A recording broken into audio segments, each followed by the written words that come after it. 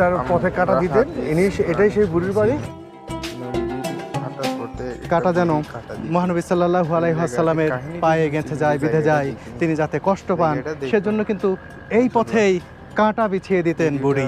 শেষ পর্যন্ত দেখবেন ভালো লাগবে, বিশেষ করে যে বড়ই গাছ থেকে কাঁটা নিয়ে এখানে কাঁটা বিছিয়ে দিতেন বুড়ি, সেই বড়ই গাছটিও দেখুন এখন পর্যন্ত বড়ই গাছের এই যে কাঠ রয়েছে, গোড়া রয়েছে, বড়ই গাছটি বেঁচে নেই, বহু বছর আগের কথা।